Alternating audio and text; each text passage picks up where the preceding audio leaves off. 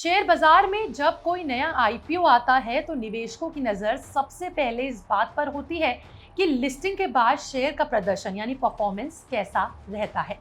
लेकिन ship rocket ने सिर्फ अच्छी लिस्टिंग ही नहीं बल्कि लिस्टिंग के अगले दिन भी अपनी तेजी को बरकरार रखा है। लेकिन सवाल ये है कि शिप रॉकेट के शेयर में इतनी तेजी आखिर आई तो आई क्यों है? क्या ये सिर्फ आईपीओ की मजबूत मांग और लिस्टिंग मोमेंटम है, या फिर कंपनी के बिजनेस में ऐसा दम है जो इस तेजी को आगे बनाए रख सकता है? और जिस शेयर ने 2 दिन में इतना रिटर्न दिया है, क्या वह इसमें पैसा लगाना सही होगा या फिर मुनाफा वसूलने का वक्त है? चलिए विस्तार से आज के इस शो में बात करते हैं। देखिए 19 अगस्त को शेयर बाजार में कदम रखने वाला शिप रॉकेट का शेयर 97 रुपीज के इशू प्राइस के मुकाबले 131 रुपीज पर लिस्ट हुआ, यानी पहले ही दिन निवेशकों को करीबन 35% का लिस्टिंग गेन मिला। इसके बाद पहले कारोबारी दिन शेयर 143.45 रुपीज पर बंद हुआ। अब 20 अगस्त को कारोबार के दौरान शेयर 156 रुपए के आसपास तक पहुंच गया। हालांकि ऊपरी स्तरों से मुनाफा वसूली के बाद ये 147 रुपीज तक गिर गया। फिर भी 2 कारोबारी दिन में आईपीओ की इशू प्राइस से शेयर करीबन 51% ऊपर जा चुका है। शिप रॉकेट में जोरदार खरीदारी के पीछे 2 बड़ी वजहें मानी जा रही है। पहली है आईपीओ की जबरदस्त मांग। देखिए 1617 करोड़ रुपए के शिप रॉकेट आईपीओ को करीबन 99.4 गुना सब्सक्राइब किया गया था। क्वालिफाइड इंस्टीट्यूशनल बायर्स यानी क्यूआईबीज ने अपने हिस्से को करीबन 123 गुना सब्सक्राइब किया। ये बताता है कि आईपीओ के दौरान इंस्टीट्यूशनल इन्वेस्टर्स की दिलचस्पी काफी मजबूत थी। इसका असर लिस्टिंग पर साफ दिखा। दूसरा कारण है गोल्डमैन सैक्स का दाव शिप रॉकेट की तेजी को और हवा मिली गोल्डमैन की खरीदारी से। एनएसई के बल्क डील डेटा के मुताबिक बात की जाए तो गोल्डमैन सैक्स इंडिया इक्विटी प्रोफाइल ने 19 अगस्त साल 2026 को 40.24 लाख शेयर 131 रुपए प्रति शेयर के भाव पर खरीदे, जिसकी कुल वैल्यू 52.7 करोड़ रुपीस थी। यानी कंपनी की लिस्टिंग के दिन ही एक बड़े इंस्टीट्यूशनल इन्वेस्टर की खरीदारी ने बाजार में सेंटीमेंट को मजबूत किया। हालांकि यहाँ एक बात समझना बहुत जरूरी है, किसी इंस्टीट्यूशनल इन्वेस्टर की खरीदारी अपने आप में शेयर के आगे बढ़ने की गारंटी बिल्कुल नहीं होती है। लेकिन नई लिस्टिंग कंपनी में इतनी बड़ी बल्क डील निश्चित तौर पर बाजार के लिए एक सकारात्मक सिग्नल है। अब आते हैं कंपनी के फंडामेंटल्स पर। देखिए कारोबारी साल 2026 में शिप रॉकेट का ऑपरेटिंग रेवेन्यू करीबन 2024 करोड़ रुपए के करीब रहा, जो पिछले साल के मुकाबले 24% ज्यादा है। यानी कंपनी का कारोबार अच्छी रफ्तार से बढ़ रहा है। लेकिन यहाँ कंपनी का दूसरा पहलू भी है। रेवेन्यू बढ़ने के बावजूद कंपनी अभी प्रॉफिट में नहीं आई है। कारोबारी साल 2026 में शिप रॉकेट को करीबन 79 करोड़ रुपीस का नेट लॉस हुआ। एमबीटीटा भी करीबन 67 करोड़ रुपीस के करीब नेगेटिव रहा। हालांकि नुकसान का स्तर पहले के सालों की तुलना में काफी कम हुआ है। यानी कंपनी की कहानी अभी high growth plus improving profitability की है, लेकिन पूरी तरह प्रॉफिटेबल बिजनेस की नहीं।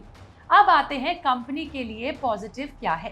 पहला, ई कॉमर्स का बढ़ता बाजार। भारत में ई कॉमर्स और D2C कारोबार तेजी से आगे बढ़ रहा है। जितने ज्यादा छोटे और बड़े कारोबारी ऑनलाइन आएंगे, उतनी ही ज्यादा जरूरत शिपिंग, फुलफिलमेंट और लॉजिस्टिक टेक्नोलॉजी की होगी। आपको बता दें कि दूसरा क्या है। दूसरा है end to end technology platform. ये प्लेटफॉर्म लॉजिस्टिक्स के साथ डायरेक्ट कॉमर्स और क्रॉस बॉर्डर फुलफिलमेंट जैसी सर्विसेज भी अवेलेबल कराते हैं, उपलब्ध कराता है। तीसरा है डाइवर्सिफाइड मर्चेंट बेस। देखिए कंपनी का फोकस अलग अलग तरह के ऑनलाइन सेलर्स और मर्चेंट्स पर है। इससे किसी एक सेगमेंट पर डिपेंडेंसी कम करने में मदद मिल सकती है। चलिए बात करते हैं कहानी के दूसरे पहलू पर। इतनी तेजी के बाद सबसे बड़ा सवाल वैल्यूएशन का है।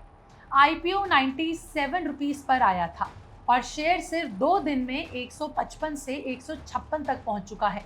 यानी कंपनी के फंडामेंटल्स में जितना बदलाव 2 दिन में नहीं आया होगा, उससे कहीं ज्यादा तेजी शेयर प्राइस में देखने को मिल चुकी है। इसीलिए यहाँ प्रॉफिट बुकिंग का राइज बढ़ जाता है। देखिए दूसरा मुद्दा है प्रॉफिटेबिलिटी। कंपनी के कारोबार में ग्रोथ जरूर दिख रही है, लेकिन निवेशकों को आने वाले क्वार्टर्स में ये देखना होगा कि रेवेन्यू ग्रोथ के साथ कंपनी प्रॉफिट और मार्जिन में भी लगातार सुधार कर पाती है या फिर नहीं कर पाती है। क्योंकि लंबी अवधि में सिर्फ रेवेन्यू ग्रोथ काफी नहीं होता है। कंपनी को ये साबित करना होगा कि वह बढ़ते कारोबार यानी अपने बढ़ते ऑनग्रोइंग बिजनेस को सस्टेनेबल प्रॉफिटेबिलिटी में बदल सकती है या फिर नहीं बदल सकती है। अब सबसे अहम यानी सबसे जरूरी सवाल है कि क्या इस तेजी के बाद शिप रॉकेट में खरीदारी करनी चाहिए या फिर नहीं करनी चाहिए। मास्टर कैपिटल सर्विसेज के chief research officer Ravi Singh का कहना है कि मौजूदा तेजी को देखते हुए उन्होंने आईपीओ में शेयर पाने वाले निवेशकों को पार्शियल प्रॉफिट बुकिंग की सलाह दी है।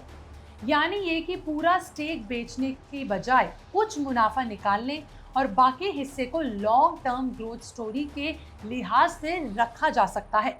भाई आपको बता दें कि सिर्फ यही नहीं बल्कि स्वास्तिका इन्वेस्टमेंट की हेड ऑफ वेल्थ शिवानी नियति ने भी आईपीओ अलॉटीज को कुछ मुनाफा वसूलने और बाकी हिस्से को लॉन्ग टर्म के लिए होल्ड करने की सलाह दी है। उन्होंने 110 रुपए का स्ट्रिक्ट स्टॉप लॉस सुझाया है और इसके अलावा अगर कोई नया निवेशक अब एंट्री करना चाहता है या फिर लेना चाहता है तो एक्सपर्ट की राय है कि इस तेजी को चेस करने की बजाय प्राइस डिप का इंतजार करना बेहतर विकल्प हो सकता है। यानी कुल मिलाकर देखा जाए तो शिप रॉकेट की बिजनेस स्टोरी प्रॉफिट नजर आती है और पॉजिटिव नजर आती है। भारत में ई कॉमर्स D2C और क्रॉस बॉर्डर कॉमर्स के बढ़ने से कंपनी के लिए बड़ा अपॉर्चुनिटी जरूर आया है। गोल्डमैन सैक्स जैसी संस्थागत भागीदारी भी सेंटिमेंट्स के लिए एक पॉजिटिव संकेत है, लेकिन स्टॉक की मौजूदा तेजी को देखते हुए शॉर्ट टर्म में सावधानी जरूरी है। अब कंपनी के लिए असली चुनौती ये होगी कि वह बढ़ते रेवेन्यू को लगातार बेहतर मार्जिन और प्रॉफिटेबिलिटी में बदल पाए।